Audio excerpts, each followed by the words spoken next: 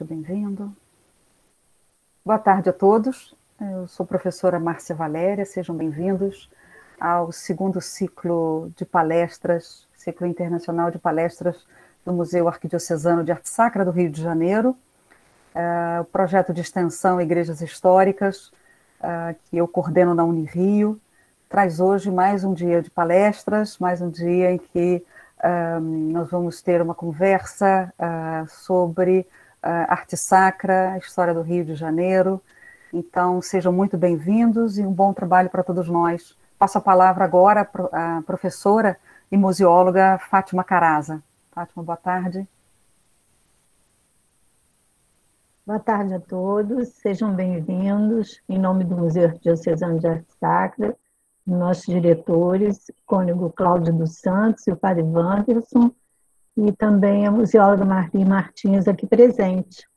Todos sejam bem-vindos, que a gente tem uma tarde assim maravilhosa. Eu gostaria de chamar como moderadora a Poliana dos Santos.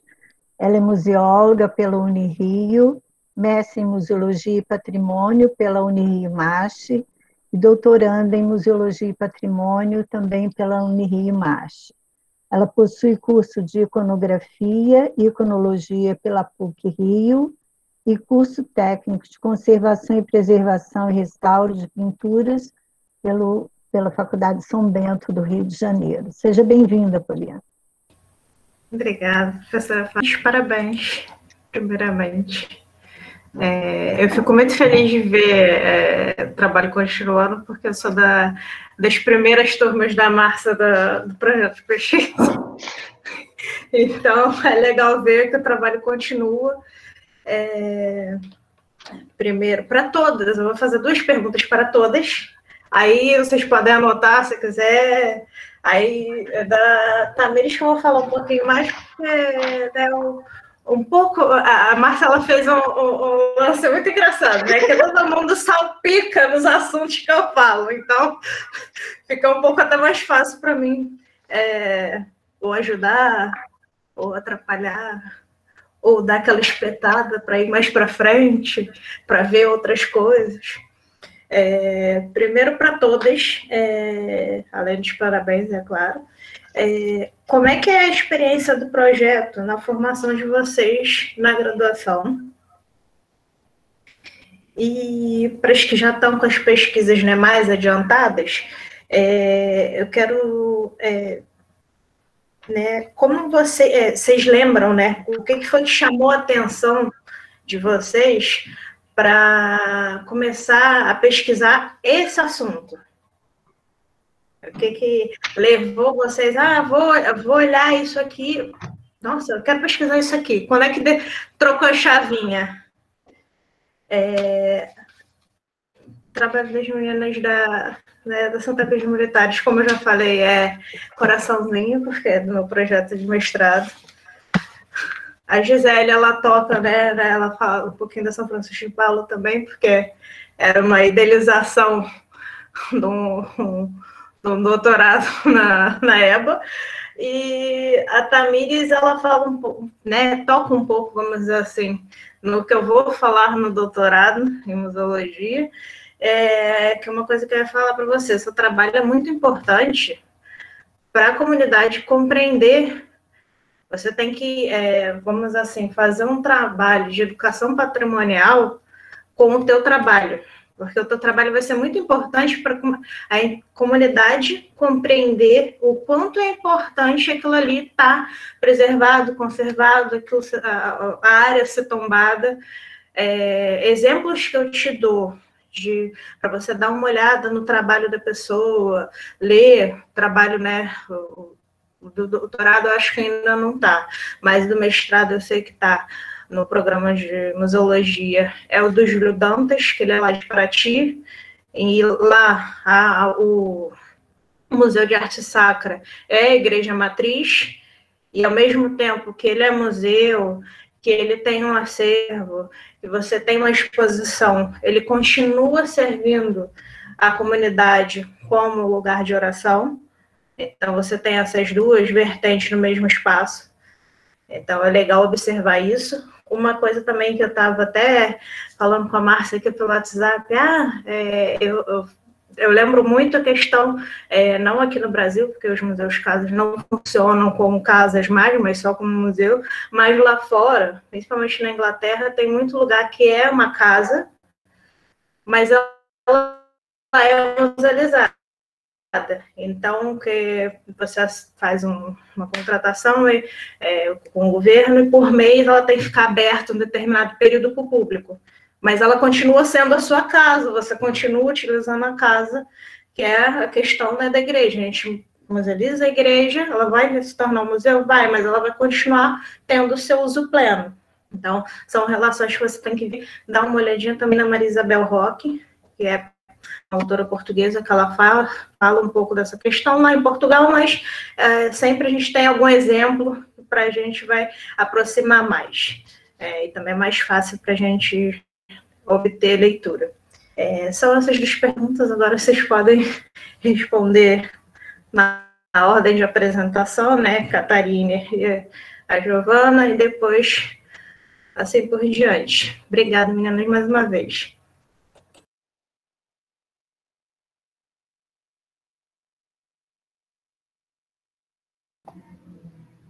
Travou? Dá para ouvir? Estou te ouvindo, Catarina, pode falar. Dá para ouvir. Qual foi a primeira pergunta mesmo? A primeira pergunta é como é a experiência, né, do projeto, na sua formação da graduação. Tá. Eu e a Giovana, a gente faz museologia. E, assim, eu particularmente, eu amo essas fofoquinhas, sabe?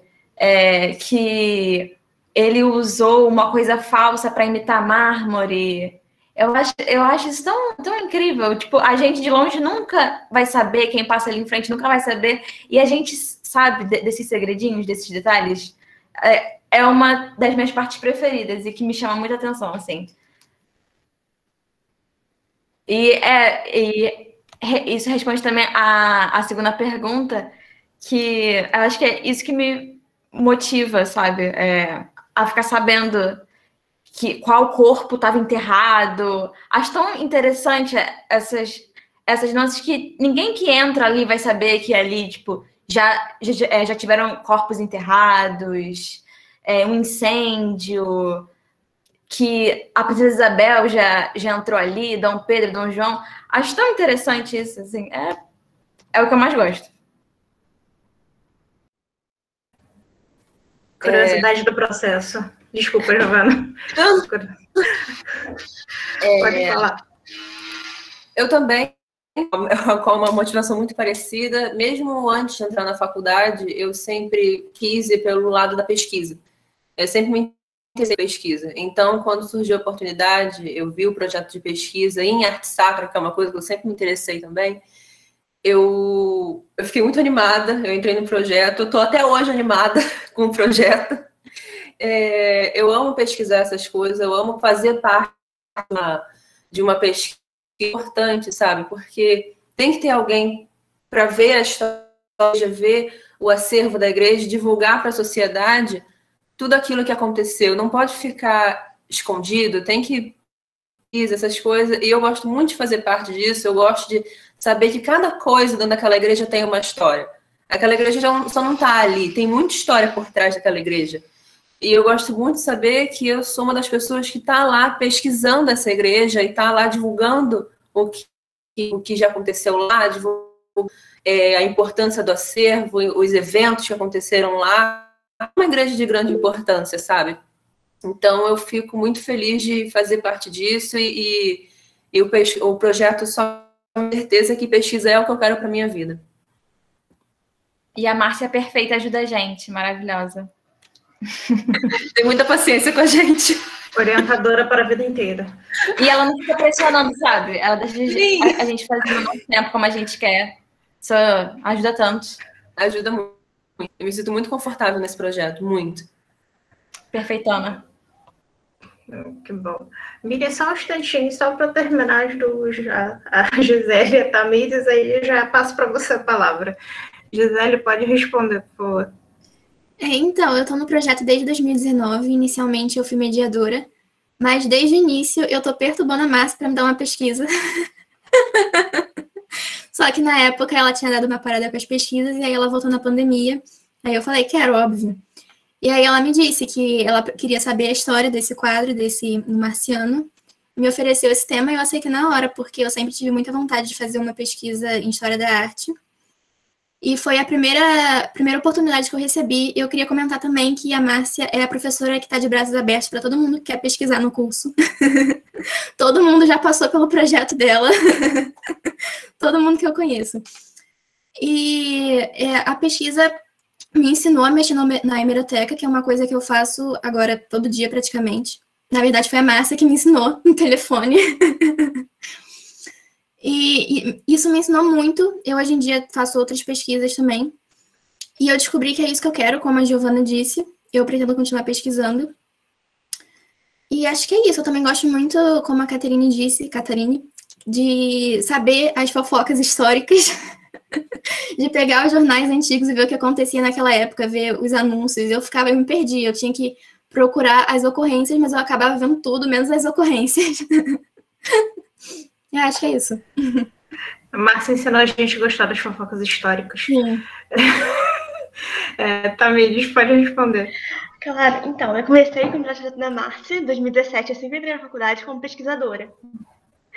E aí, depois, eu fiz o curso de mediação e entrei como voluntária agora. Pretendo fazer mediação. E acho que foi justamente interessante para eu saber, dentro da museologia, porque os três pilares de museologia são preservação, pesquisa e mediação, para saber justamente o que eu gosto, o que se adequa mais ao meu perfil. Então, para mim, ajudou muito esse projeto. Além de despertar em mim uma paixão que eu não sabia que eu tinha até participar, porque assim, eu sempre fui católica, sempre estudei em colégio católico, sempre tive contato com a arte sacra, mas a pesquisa em arte sacra foi uma paixão que eu só fui descobrir na faculdade mesmo. Obrigada, meninas. Agora, Miriam, pode fazer essa pergunta. Desculpa, Miriam. Então, o chat está aberto para quem quiser fazer algum comentário. Fiquem à vontade, por favor. Sim. Agora sim. Obrigada, Márcia, porque tentei pelo chat e não conseguia. Então, eu falei, deixa eu levantar a mão, assim eu já faço um comentário e também já faço uma pergunta, né? Parabéns, meninas, é lindo ver o envolvimento que vocês já estão com os seus projetos de pesquisa, né? E é assim que a gente começa, né? Vai vendo as coisas e vai amadurecendo, e sempre, eu também concordo que grande parte são os orientadores, as pessoas que estão nos apoiando, né? Então, aí parabéns para todas as envolvidas, vamos dizer assim.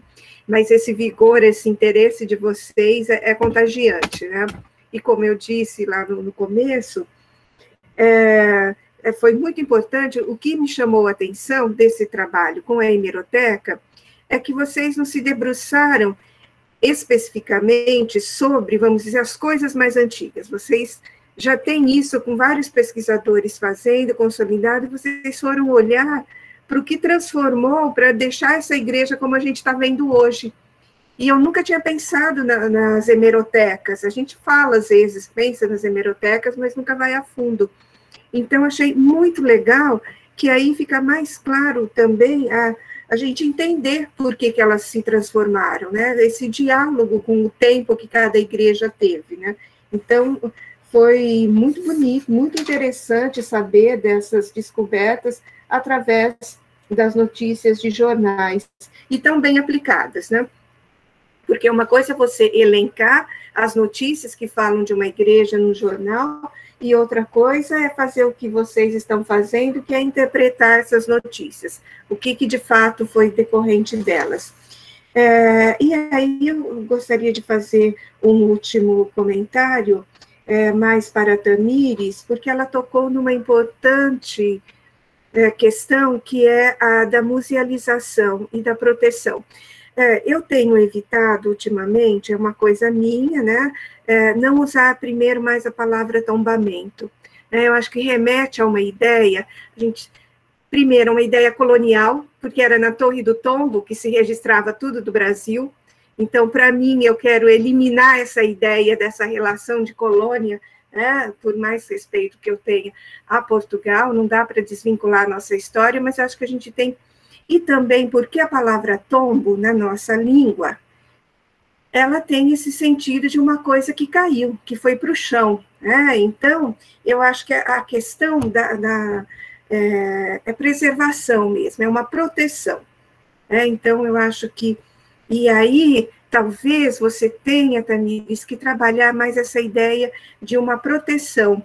E proteção não significa musealização.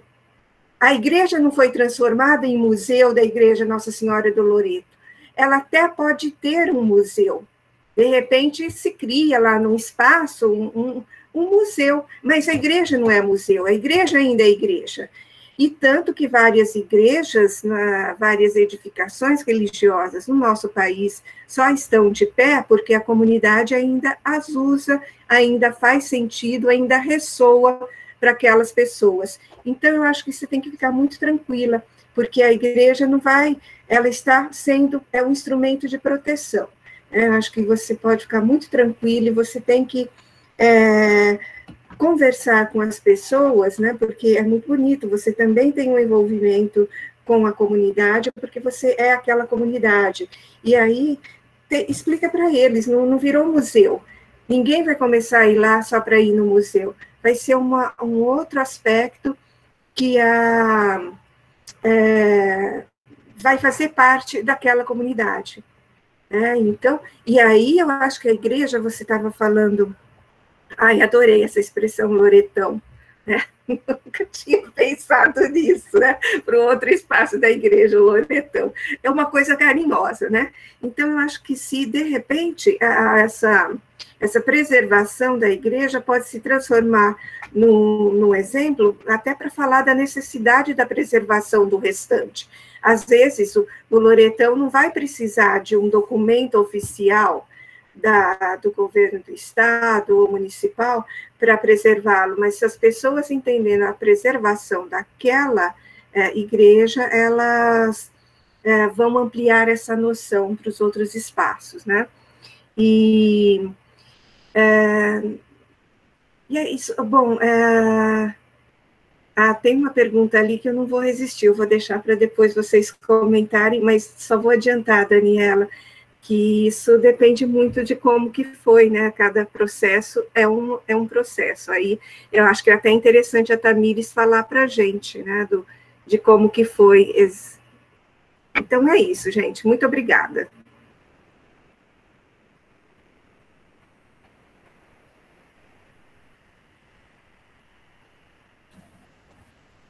Estou dando uma olhada aqui no chat, gente. Aí tem uma observação do Sérgio Souza, é para Tamires, não sei se ela está olhando aqui, que fala da questão do termo provisório na legislação da ENEPAC, que não significa temporário.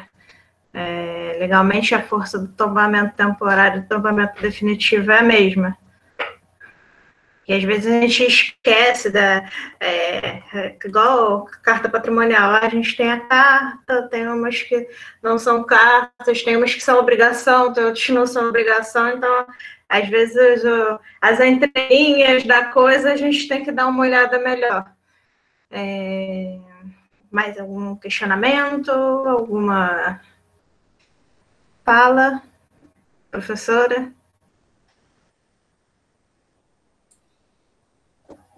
Tem a Daniela Cranche. Desculpa, Cristina. Eu posso falar? Só depois leia para ficar gravado. Então, Daniela Cranche. Pode falar, Cristina. Eu sou bem mais velha que vocês e minha formação não é em história, não. Eu me formei em economia e administração. Depois eu fui fazer artes plásticas e agora, depois de Macaca Velha, eu fui fazer restauração em obras de arte, que é o que eu gosto mesmo. O que eu acho bárbaro é vocês tão novinhas, tão determinadas, sabendo o que vocês querem. Eu acho isso muito 10. Muito bacana. Boa sorte para vocês. Gostei de ver, tá? Boa sorte na sua carreira e boa sorte nas suas pesquisas. Isso eu achei muito legal. Parabéns. Obrigada, Cristina. Obrigada. Obrigada. Obrigada a todos pelas observações. Obrigada, Poliana, pelas indicações de bibliografia. Como eu disse, é um trabalho em andamento, então ainda tem muita coisa para ser mudada até outubro. Mas agradeço a todos e eu vou passar a prestar mais atenção mesmo, que é umas coisas que assim escapam e. Obrigada. Tem a pergunta aqui da Daniela Crunch, que é quando ocorre a patrimonialização da igreja, isso também se inclui os arquivos e as bibliotecas que elas têm. Assim, posso responder eu como, né? Estou um pouquinho à frente, eu acho que dá. Assim, o correto é acontecer a patrimonialização como um todo. Uma das coisas, por exemplo, questões, por exemplo, do tombamento. A gente tem o tombamento vou dar o exemplo da Santa Cruz de Militares, que foi o que eu vi mais. Você tem, mas você não tem. O que tem? O que tinha dentro dela? Por exemplo, essa venda que as meninas até falaram, ela ocorreu antes de ter o tombamento pelo IPHAN. Mas, ainda assim, no IPHAN você não tem uma lista dos objetos que a igreja tinha dentro, né, que, se eu não me engano, foi em 31. Então, você não tem toda a listagem. Então, se um objeto foi roubado, se um objeto foi vendido, um quadro, qualquer coisa do tipo, a gente não, vamos dizer assim, não tem o controle, que é uma das coisas de fazer um levantamento e, de repente, musealizar o espaço, que é uma coisa até que eu estava conversando com a Márcia, né? A gente fala muito, é uma coisa nossa para, vamos assim, explicar no geral. A gente vai tornar o museu, mas não é questão de engessar aquilo ali, que as pessoas às vezes têm essa ideia. Tornou museu, ninguém vai poder usar, a gente não vai poder mais sentar no banco, não vai poder mais pegar, porque a gente sabe, né, quem é religioso, tem, né, a gente tem essa cultura brasileira, na sua maioria católico, tem essa cultura, pega, bota a mão no pezinho do santo, bota a mão na mão da Virgem Maria, quer botar a mão no Cristo morto. É aquela coisa, a gente vai virar e falar assim, gente, não pode tocar, porque a gente até brinca na graduação, às vezes a gente brinca, gente, pé de São Pedro, lá na Praça de São Pedro, no Vaticano, já não tem mais pé de um lado de tanto povo passar a mão no pé. Você vai perdendo aquilo ali. Então, o museu que a gente fala é o musealizar, a gente vai ter uma proteção para aquilo ali, a gente vai ter um levantamento do acervo que está ali, a gente vai ter o quê? Ter uma equipe que faça, né? Seria lindo se fosse possível fazer isso em todas as igrejas, mas a gente sabe que é uma dificuldade. Ter uma equipe que olhe aquele acervo, com uma regularidade para a gente ver como é que está a preservação, a conservação desse acervo. A gente não precisa engessar o local. É uma coisa muito importante, eu acho, de se levantar. A gente não precisa engessar o local, mas a gente precisa cuidar dele de forma que a gente não perca aquele patrimônio. Eu até, às vezes, brinco, se não me engano, na palestra que eu dei no ano passado, eu brinquei. Na primeira vez que eu falei para minha mãe, a gente não pode ficar passando a mão na imagem, não pode pegar na imagem, aí minha mãe, não pego mais. Eu falei assim, não é que a gente quer retirar a fé da pessoa, nunca, jamais. Mas a gente também precisa, as pessoas precisam ter uma educação patrimonial, o fiel, ele tem ter esse entendimento, que às vezes eu acho também, não pode mexer. Não, gente, vamos explicar para a pessoa que é o fiel, que é a pessoa que vai ali todo dia fazer a oração dela. Olha, esse patrimônio, a gente tem que dar o significado religioso em primeiro lugar, sim, porque aquele ali é um templo. Mas a gente também tem que mostrar os outros significados que aquele espaço, aquelas imagens, elas têm. A questão também do acesso à informação. Às vezes a pessoa não tem acesso àquela informação, ela não sabe que aquilo ali foi feito há 200 anos, há 150 anos, ela não tem esse refino, vamos dizer assim, de ideia. Então, eu acho que é necessário também a gente ter, como eu falei para a Tamires, a educação patrimonial das pessoas do entorno, para que elas entendam o quanto aquilo ali é importante e que aquilo fique, né, para a posteridade, para os filhos, para os netos também frequentarem o templo como elas frequentaram. O senhor Clarindo parabenizou as meninas superpoderosas, as excelentes apresentações, e a Tamires, né, o comentário que o tombamento provisório, a princípio, tem o mesmo valor que o definitivo. Além disso, há a questão da proteção da área de entorno da igreja tombada. Então, isso, acho que é o que a Poliana também estava também provocando você a pensar. Por outro lado, a comunidade católica pode solicitar ao INEPAC o tombamento definitivo da igreja Nossa Senhora do Loreto. Enfim, isso é só uma contribuição, não sei se você gostaria de comentar também. Muitos parabéns, espero que vocês estejam acompanhando, as meninas. O seu Sérgio Souza, para mim aparece, Sérgio, aqui também o seu nome, né? Então eu não sei, o senhor escreveu aqui anteriormente. O link da legislação, meninas, é bom vocês terem isso. Sim, Mira vai fazer mais um comentário. Claro, tem a Regina, foi a Regina que escreveu, que ela é da criador, então, Simone Reis, ela é do projeto Brigada do Patrimônio. Obrigada pela contribuição e pela presença, Simone.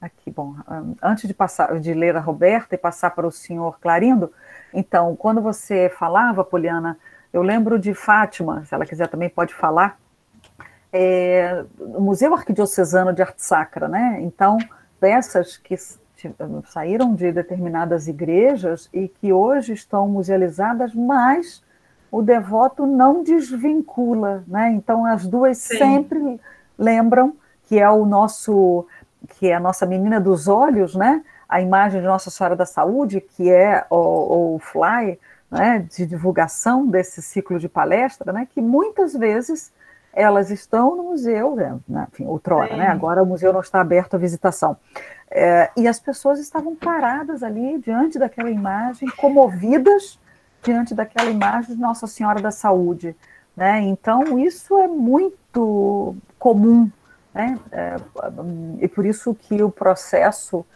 da museologia, né, de trabalhar com essas peças, é dialogar com essas duas frentes, né?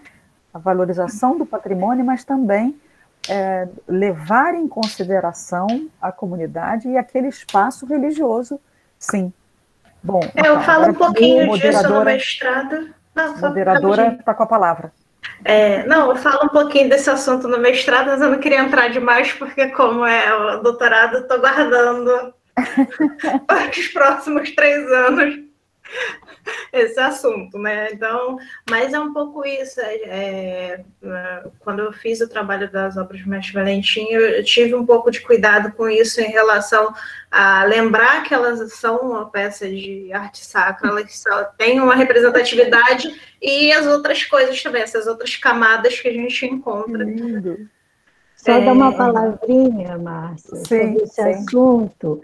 É muito difícil, parabéns às meninas, mas a gente, como museóloga, trabalhar a musealização, principalmente porque na igreja é um espaço sagrado, a gente sabe, não tem como, mas no museu é muito difícil você fazer essa distinção, é um questionamento, um debate, você usar objetos que já estão musealizados, mas ainda são usados, entendeu? Na liturgia. Então, como trabalhar com isso? Então, imagens estão no museu, As pessoas entram no museu para fazer orações, rezar o terço, entendeu? Não, nós temos tudo isso, tá?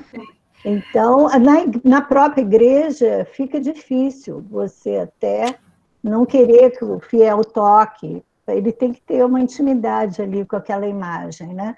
Mas sim, Tamires, a gente pode, junto à comunidade, né, dar uma consciência maior para conservação e preservação dessas imagens, o melhor possível. Mas é um debate longo isso. Bem longo. Eu, às vezes, estrago o trabalho do Júlio por causa disso. Eu me agarro ao trabalho dele e falo assim, gente, é um exemplo de que a gente consegue, é possível. A gente precisa de uma interação da comunidade e precisa da interação das pessoas que estão trabalhando ali. Sim. Porque, às vezes, ocorre muito de um ir para o lado, outro ir para o outro. Então, a gente precisa que isso se integre. O meio termo ali. Sim. É isso aí, mas parabéns a vocês.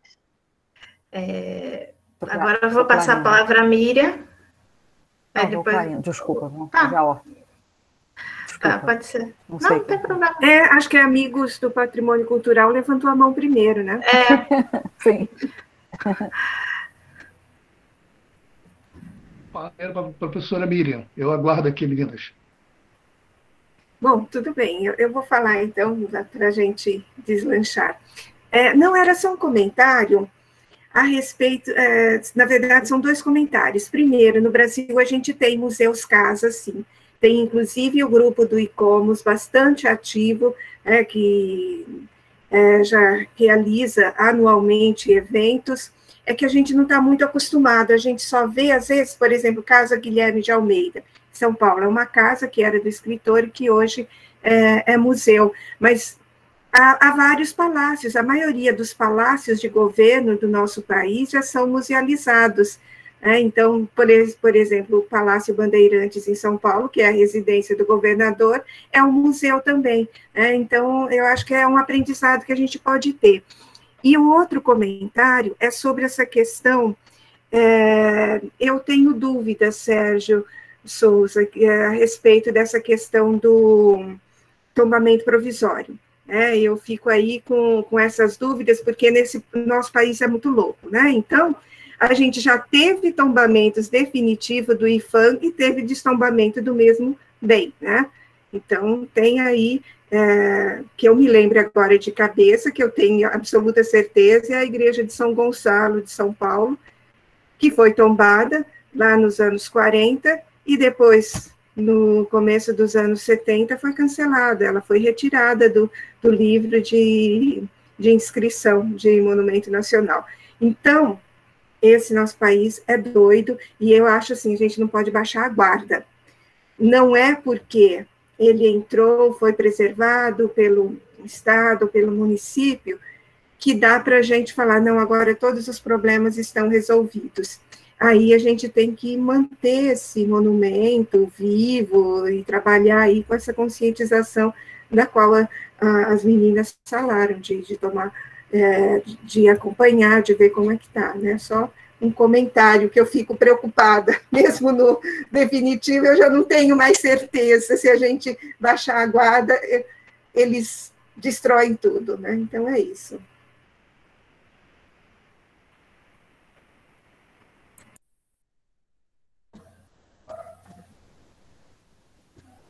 Fala aí, quem vai responder?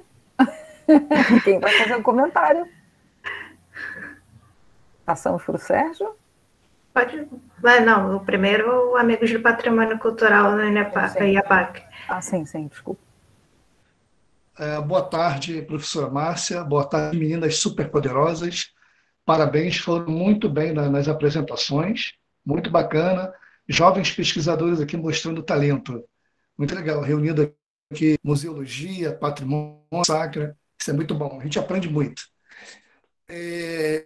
Um comentário aqui na fala da Tamires, né, quando ela... Vocês estão me ouvindo bem? Ela fez a apresentação e comentou sobre a questão da afetividade, a questão da afetividade com a comunidade do entorno do bem cultural da igreja, né? No caso, a nossa do Loreto, Jacarepaguá. uma importante igreja, né, freguesia. Nós encontramos, né, eu sou presidente do IAPAC, e trabalhamos com patrimônio diariamente, né, nós encontramos problemas, assim, dificuldade, né, de buscar essa da comunidade, do entorno dessas igrejas, né, e em alguns exemplos, um deles, né, está aqui conosco o José Luiz Teixeira, que, para confirmar, já comentou isso aqui em algumas ocasiões, a igreja matriz de São Sebastião de Varriçai, lá de Fluminense. Já briga na justiça, porque a igreja parcialmente ela e era um projeto, um desejo antigo do pároco, do atual pároco, de demolir o restante da igreja, que fosse construída a catedral que ele tanto queria. Chama catedral, se eu não me engano, toda moderna, né, que ele queria, um projeto dele. E ele conseguiu atrair o interesse da comunidade para ele. Então, houve essa disputa entre o Ministério Público e a igreja, ela faz parte do inventário. Foi feito um inventário e ela faz parte desse inventário. Então, isso por si só já é um mecanismo de preservação, de proteção. Então, jamais poderia demolir o restante da igreja. Tanto que ele não conseguiu. Então, a gente está brigando com isso, está aguardando a posição do Ministério Público. Encontramos também problemas com a Igreja Nossa Senhora da Apresentação do Irajá, talvez a mais importante do subúrbio do Rio de Janeiro. Foi a terceira freguesia, a primeira na área rural. Dela, Nossa Senhora do Loreto e Santo Antônio de Jacarepaguá, né? A antiga freguesia. E havia um projeto há alguns anos, uma coisa, eles que não queriam mais restaurar a igreja, queriam construir uma nova, tinha até um projeto, não foi adiante também, é uma loucura. E a igreja de São Pedro Apóstolo no Encantado, ela agora está sofrendo uma relação, entre aspas, né? E também havia um projeto de demolir a igreja, torná-la mesma a própria sorte e construir uma nova. Mas aí parece que entrou a arquidiocese, entraram com o projeto a comunidade para recuperar. Só que um dos nossos pesquisadores esteve lá, não entrou, não foi ao interior da igreja, mas no seu entorno. E ele viu que a coisa não está muito bem sucedida, não. Uma restauração mal sucedida. E é tombada pelo município. Então, essa questão é complicada, você conseguir o da comunidade para entender a importância dessa igreja, da sua igreja, e lutar pela sua preservação. E se não tomada pelo seu tombamento. Então, esse comentário para Tamires. A Poliana comentou a questão da religiosidade, do fiel tocar na imagem. É uma coisa muito complicada, Poliana, porque isso faz parte da religiosidade. Então, está muito além do que deseja.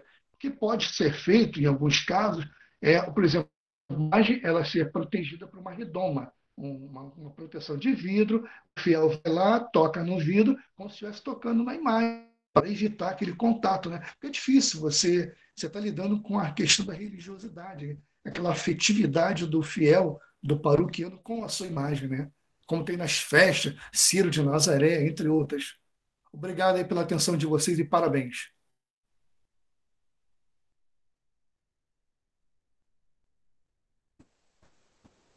Obrigada pelos comentários.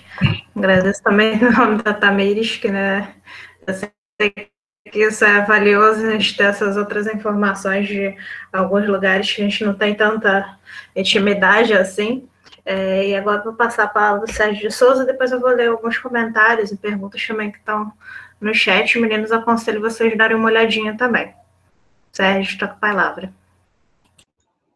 Só um minutinho aqui que eu estou acertando a minha conexão aqui. Mudando aqui a conexão, que está dizendo que está fraca. Bom, eu antes tinha parabenizado aí a professora Márcia Valéria pela coordenação que ela está fazendo, né, com esse trabalho maravilhoso de extensão universitária, e parabenizar o trabalho das graduandas aí, que o Clarino é um gentleman, né? Então ele sempre trata as pessoas assim com muita delicadeza e chamou-as de superpoderosas, né? Eu assino embaixo. E eu queria só fazer mais duas observações e não uma contestação, mas um acréscimo aqui a Miriam, professora também, Miriam, eu não vi, né? A professora Miriam Salomão falou, e eu vou fazer só um pequeno esclarecimento.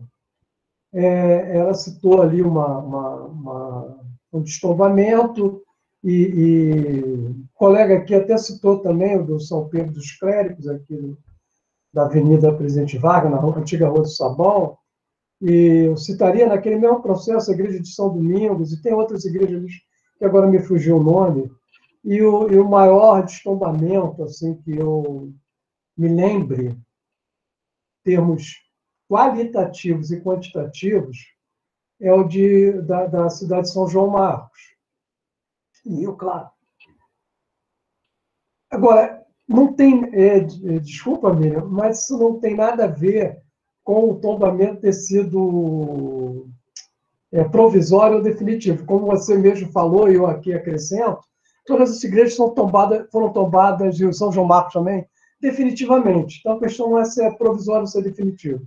Porque a lei, no seu artigo 5º, parágrafo 1º, ela diz claramente que são iguais. Tá? Então, para destombar, a questão não é se ele é provisório ou se é definitivo. A questão é, nós queremos, por alguma razão, que extrapola a nossa vontade, e a maioria delas é voltada para a questão imobiliária, né? Aqui no Rio houve vários destombamentos anteriores a 1975. Da passagem da Guanabara para o Rio de Janeiro, houve vários destombamentos.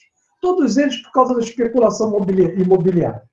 Depois de 75, não houve só houve um destombamento, que eu me lembro, que é a do Sambódromo, por duas razões.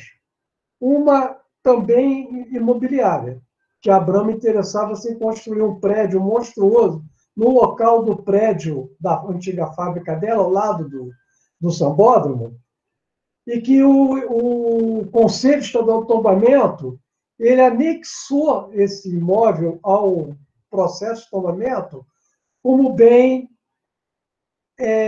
não queria usar essa palavra para não lembrar uma certa criatura que está atormentando a vida da gente, mas um bem que se transformou quase que num bem tombado, porque ele ficou na área de ambiência sem possibilidade de ser demolido, e a Brahma queria demolir aquilo de qualquer jeito, para poder construir um prédio imenso, que está lá inútil, ele é só uma casca. Quem passa pelo São Paulo daquele prédio imenso de vidro, não se iludam, aquele prédio não tem nada por dentro.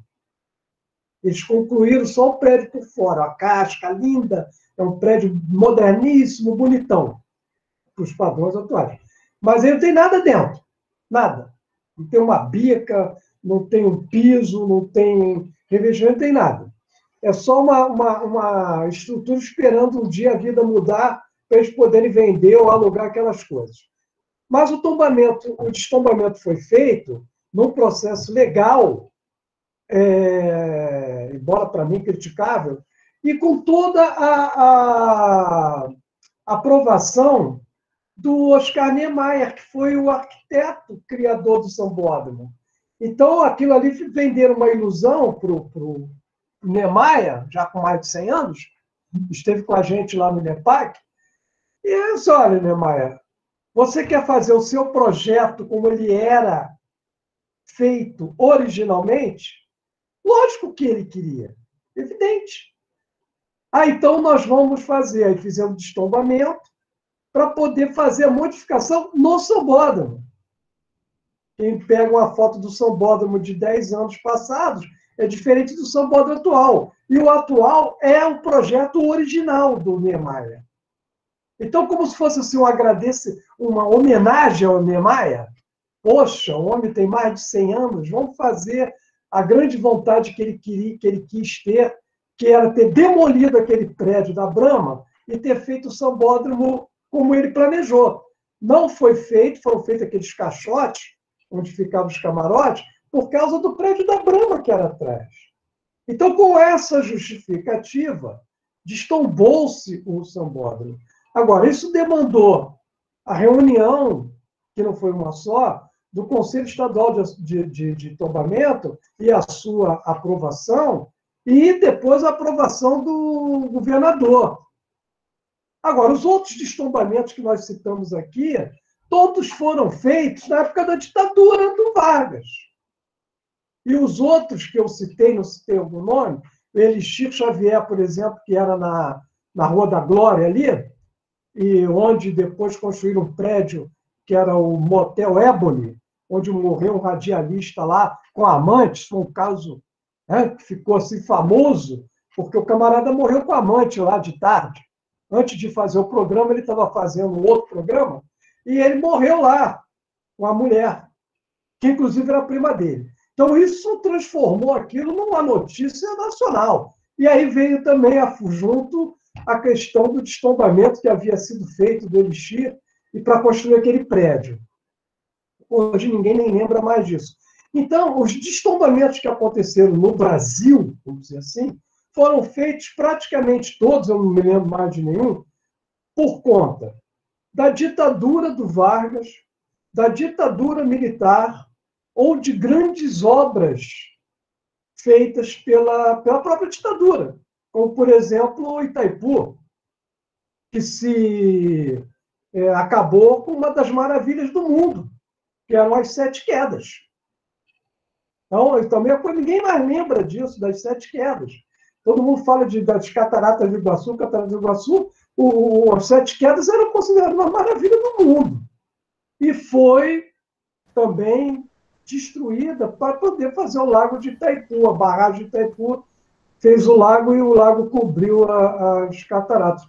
Mas o meu alerta era diretamente para a Tamires, para que no estudo, né, que ela está fazendo, eu vou meter aqui o B dele, como se fosse seu orientador, se desculpa, mas é uma questão de vivência. Né? Eu fui 15 anos diretor de pesquisa do INEPAC, dei muito parecer sobre essa questão.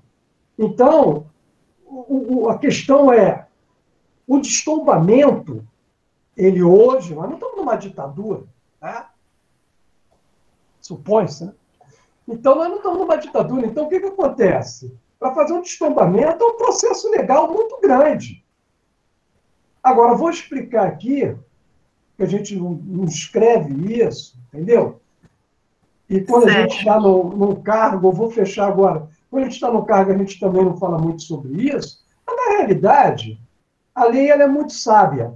E você não faz, vou explicar por que não se faz, na maioria das vezes, a transposição do tombamento provisório para o tombamento definitivo. É porque quando você faz o tombamento, a proposta de tombamento definitivo, você expõe o bem. E tem muitos bens que são questionáveis no seu tombamento. E muitos bens são de interesse de outros, fora do patrimônio cultural. Então, quando você expõe, a lei é clara.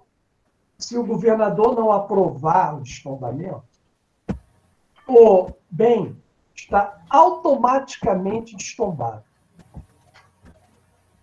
Desculpa, se o governador não aprovar o tombamento definitivo, o bem está automaticamente destombado.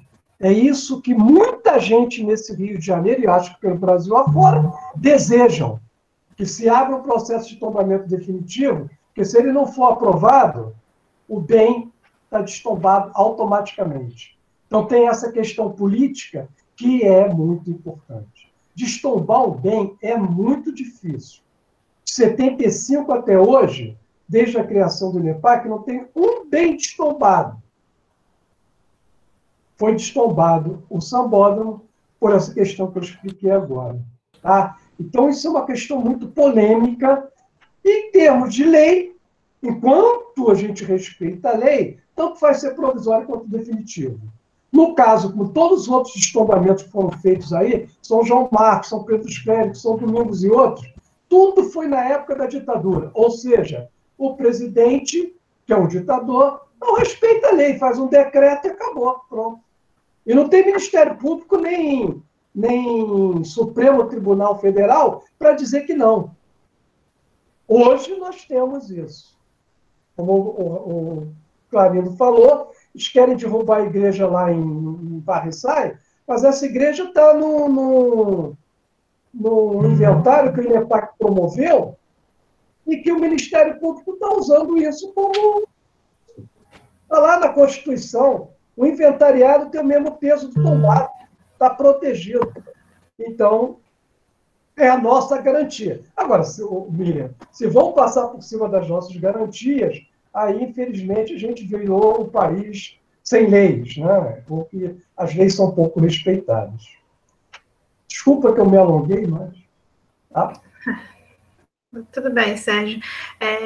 Meninas, como eu falei, né, vocês darem uma olhadinha no chat também, temos muitos parabéns para todas pelas palestras. Tem uma pergunta aqui do José Luiz Teixeira, né? Primeiro ele dá parabéns para vocês, e ele gostaria de saber se durante a pesquisa na hemeroteca vocês conseguiram descobrir um meio de peneirar as milhares de informações trazidas pelo sistema de busca e como conseguiram que o mecanismo encontrasse exatamente a igreja pesquisada. Ele agradece pela resposta.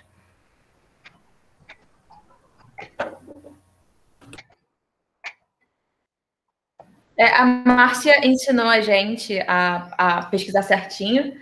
É só botar lá no periódico, Igreja Santa Cruz dos Militares, ou qualquer igreja que você estiver pesquisando. Mas, assim, você vai achar muita coisa desnecessária. Muita missa de sétimo dia, muita morte. E aí, não tem jeito. É pesquisar, é peneirar mesmo. Não tem muito que fugir disso.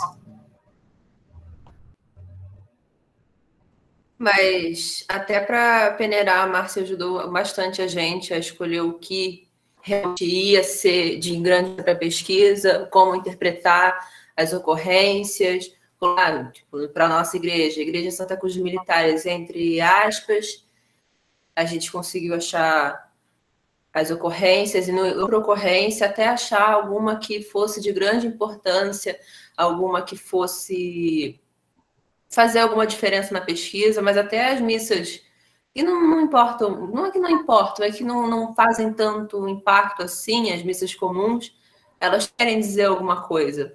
Tudo ali, tudo na pesquisa quer dizer alguma coisa.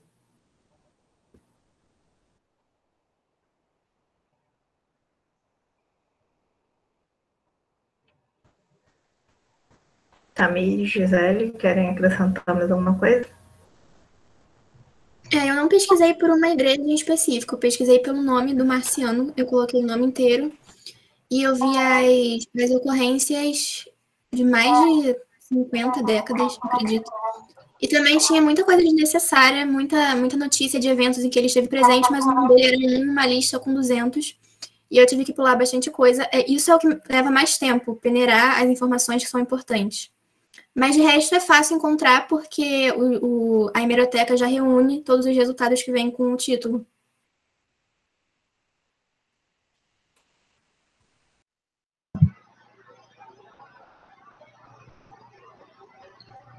Acredito que...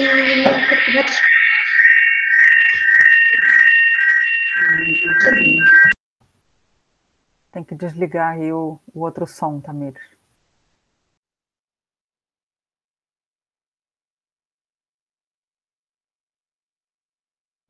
Então, como as meninas disseram, a questão foi justamente pesquisar o nome da igreja, entre aspas, e peneirar mesmo manualmente o que servia e o que não servia. O que poderia ser utilizado, o que era mais importante, questão de selecionar mesmo.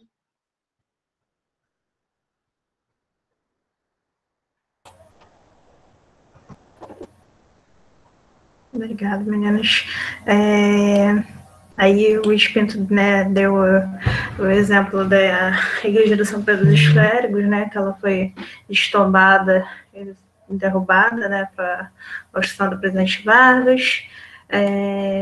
A Simone Reis está aqui falando que em relação ao patrimônio material, a cada 10 anos precisa ser reavaliado, e como está acontecendo atualmente com o Cirurgia de Nazaré, que está sendo reavaliado, né, para ver se está dentro dos parâmetros necessários para continuar sendo patrimônio material.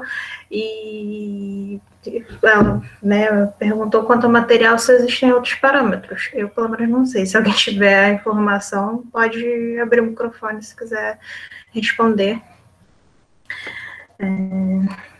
Aí, parabéns. O José Luiz Teixeira também tinha comentado que em Varresai, no município aqui do Rio, o padre está querendo fazer um prédio, tipo uma basílica lá, na igreja. A Miriam perguntou, Sérgio, se essa questão é específica no Rio, não sei se ele respondeu. Respondeu. Acho que é só isso. O Amigos do Patrimônio quer fazer mais alguma pergunta? Você está com a mão levantada ainda? Não sei se... Estou clarindo.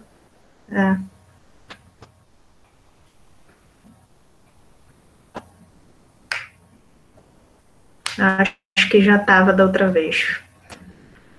Mas alguém quer fazer uma pergunta, levantar algum questionamento?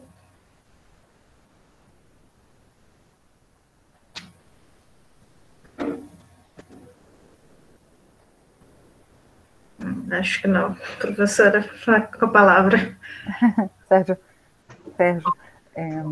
antes de dar a palavra a Sérgio, então, ainda dentro dessas questões dos indicadores, né, essa condução do projeto de extensão, e depois, esse ano, eu estou com um projeto de pesquisa, né, cadastrado na diretoria de pesquisa, né, o Arsacrum, que vai trabalhar, né, em conjunto com extensão sobre as pesquisas. E a partir do meu doutorado, em que eu tratei as pinturas de retratos nas irmandades religiosas e ordens terceiras. Então, alguns indicadores, né, quando, ao dividir a equipe, né, duplas nas igrejas, eu acabei também, para incrementar as mediações, né, que os alunos incluíssem os acervos artísticos, né? Então, no caso, a Gisele com a São Francisco de Paula, então, o acervo artístico Monsenhor Abílio da Nova é visitado, então, incluirmos não só as esculturas devocionais ali, caso processionais, como as pinturas de retratos que foram tema do meu doutorado, né? E, além de vestes, objetos litúrgicos. Então, à medida que as equipes vão avançando nessas pesquisas, né, a gente pode dar conta dessa lógica das encomendas, né, como essas peças chegaram a estes acervos, né, em que medida foram feitas, né, adquiridas, produzidas, e, por conta da pandemia, reforço, procurar fazer esse levantamento na hemeroteca digital, né, para vermos, por exemplo, não só essas missas de falecimento, né, que Catarine muito bem lembrou, que eu chamava atenção para que elas ficassem atentas, né, aos nomes das pessoas que tinham direito à missa. Então, as mesas administrativas, provedores, secretários, tesoureiros, e aí, no caso Gisele, o Marciano Moreira de Aguiar, não só retratado, mas também, então, ela encontrou, né, que ele, por exemplo, financiou o órgão, né, então era importante fazer essa associação, né, esses nomes, com a história da Irmandade, né? Então, isso é um longo processo. Então, os indicadores foram inicialmente indicados por mim dentro das igrejas, por conta do acervo, e também necessário para entendermos como que se constituíram esses acervos, né? Assim também como Giovana e Catarine na Santa Cruz dos Militares. No caso da Tamires, a Nossa Senhora do Loreto, que está um pouco longe, fora do circuito das igrejas que nós fazemos as mediações, era interesse sim, por conta da freguesia, né? Tamires já tinha participado do projeto e agora trazendo à luz essas questões da Nossa Senhora do Loreto, já tinha sido aventada a possibilidade de eu levar o projeto até lá, né? Então agora, com a pesquisa dela e principalmente com o trabalho de conclusão de curso, será sim importante, né, este diálogo com a comunidade, com o pároco, e quem sabe podermos estender as visitas, né, quando pudermos retornar às visitas presenciais, fazermos essa visita. Então, Tamires já está já responsável por essa possível atividade lá, que eu acho muito importante, né? Começar com a comunidade, dar luz a este acervo, né? Então, as meninas pesquisaram sim, foram muito adiante, né, do que foi proposto, mas sempre tangenciando, né, o ensino, a pesquisa, e, no caso, o meu caminho também dentro do doutorado, né, do que eu avancei nessa pesquisa sobre pinturas de retratos, né? Então, sinteticamente, a culpa também foi esses resultados também por conta do meu trabalho. Bom, moderadora. Obrigada, professora. Vou abrir a palavra para o Sérgio de novo, que ele pediu para fazer um comentário.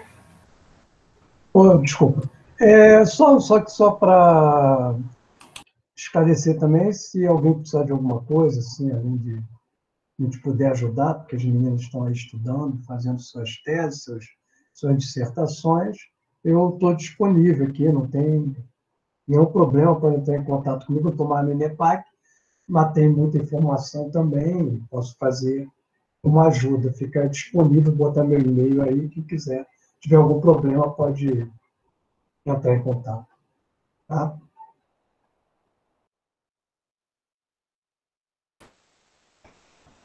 Obrigada, Sérgio. Tamires, o Clariano também deixou o contato dele aqui, o telefone, o e-mail para, né, se precisar de alguma coisa da pesquisa. Bem. Mais algum apontamento, gente? Uma pergunta? Meninas, querem falar mais alguma coisa? Eu posso falar? Eu queria só agradecer mesmo as observações, a ajuda, a bibliografia, tudo, porque, como eu disse, é um trabalho que ainda está em andamento. Então, tenho certeza que vai ser muito importante para mim, não só como pesquisadora, mas também como estudante e na minha carreira profissional também. Então, só tenho a agradecer. Muito obrigada.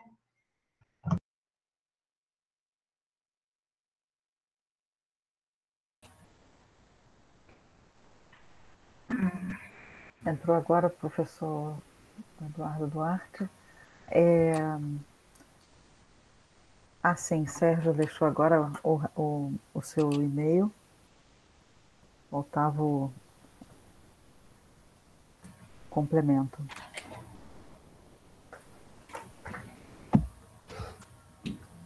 Bom, Poliana, estou nas suas... Eu quero perguntar se alguém tem mais alguma coisa. Quer que eu encerre a gravação? Encerramos a gravação e depois, caso alguém queira falar, pode ser também. Acho que a gente já pode. Acho que todo mundo já perguntou, todo mundo já falou o que tinha, falar, né?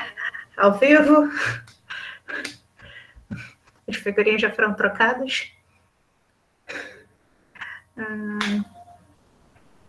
Podemos encerrar por aqui, então, gente? Márcia está sem microfone. Sim, moderadora aqui. Então, vamos encerrar essa parte da reunião. Agora a gente vai para o cafezinho. Gostaria de agradecer as meninas, agradecer a Márcia, a Fátima, a Marli pela oportunidade. tarde esclarecedoras dos novos projetos que estão surgindo. Espero todos no mestrado e no doutorado. Vamos botar fogo no parquinho. Já que eu vou botar fogo no parquinho, tu botou comigo, agora eu vou ter que botar nos outros também. Então, vamos lá. Queria agradecer, dar parabéns às meninas, as pesquisas estão muito boas, vocês têm muita informação. Mesmo no tempo de pandemia, que a gente sabe que é mais difícil fazer pesquisa, é mais difícil conseguir as coisas, vocês, né, conseguiram na internet muita coisa, essa é uma das vantagens que a gente tem, né, ter internet para a gente poder ter mais informações. Agradecemos as hemerotecas, bibliotecas, que tem tudo online. Algumas não, mas, né, vai fazer a nossa pesquisa andar, pelo menos um pouco, não ficar parada. Aí, vou só ler o último comentário aqui do Sérgio, né, na questão de investir em educação patrimonial, né, fazer os trabalhos voltados a isso. E boa tarde a todos. Foi mais uma tarde maravilhosa de sábado, aprendendo mais um pouquinho. Pode finalizar, Márcia. Eu só tenho a agradecer muitíssimo a riqueza das pesquisas, né? Apresentar para vocês esses encaminhamentos da graduação. De fato, eu, como professora, incentivo sempre os alunos a continuarem os seus interesses, né, dentro das suas graduações diversas, né, e é isso, a possibilidade de abrir portas, abrir caminhos, né, para que não se perca, né, esses acervos, não se perca os interesses, não se perca essa juventude, a juventude até mesmo dos temas, né, porque quanta coisa ainda falta ser amadurecida, né. Então, eu estou muito grata ao aceite delas, ao desafio que eu coloquei, e o aceite. O resultado sempre é muito prazeroso. Muitíssimo obrigada. Em nome do projeto de extensão, né? Passo a palavra agora a Fátima, para também fazer o encerramento. Obrigada. Olha, em nome do museu, tá, de toda a equipe, eu agradeço muito as meninas, a Márcia também, né, por conduzir tão bem vocês. Foi ótima tarde. Parabéns a todas, tá? Vocês brilharam mesmo, viu? E também aos que participaram, meu agradecimento em nome do museu, e daqui a 15 dias estaremos de volta. Então, um abraço a todos. Sim, 17 de julho estaremos com uma mesa sobre vitrais, então espero todos vocês nesse mesmo link, nesse mesmo canal. Até mais.